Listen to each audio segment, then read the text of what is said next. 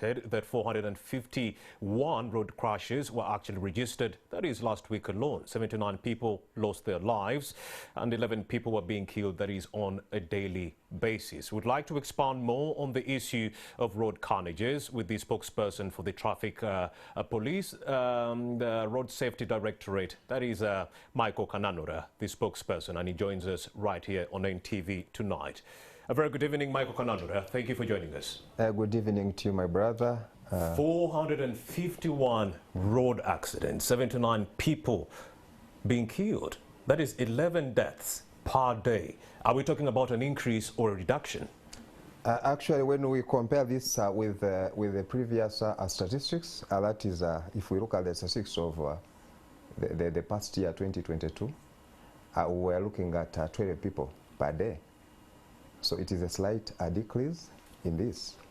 And when we talk of 451, as you have put it, we are looking at 77 accidents which were fatal, then 219 were serious, and we also looked at 155 which were minor just involving motor vehicles. There are no lives lost and there are no lives injured.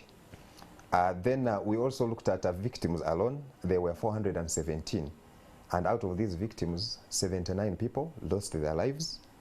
Then 338 sustained injuries where they are admitted in different hospitals. Then among the fatalities or the fatal accidents we looked at, 41 were for motorcycles. And that is 6 were passengers, people traveling on these motorcycles. And then 35 were riders. We also look at 27 pedestrians across the country who lost their lives. The viewer who is watching NTV tonight, when they hear the statistics that you're actually divulging right now, 79 lives being lost in a week, 11 people lost daily. What does it mean?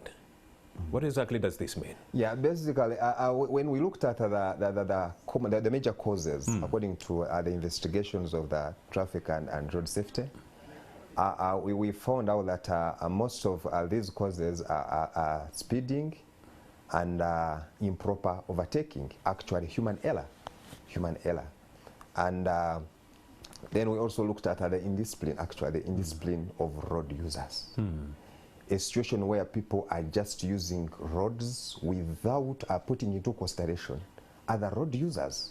Someone overtakes the way he thinks he can overtake.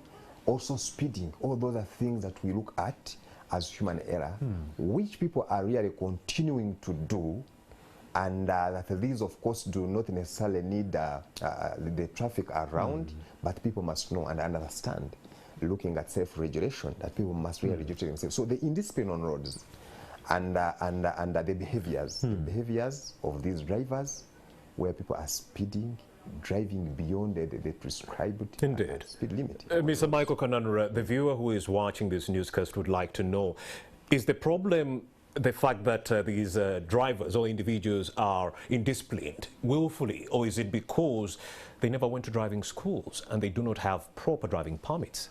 No, actually, most of these... I could appear indisciplined, but maybe because I do not know what to do on the road. So could it be because they do not have the proper documentation or driving permits, or simply because they have them, but they don't want to abide by the rules? Yeah, these people have actually all that it takes in terms of documentation, the permits and everything.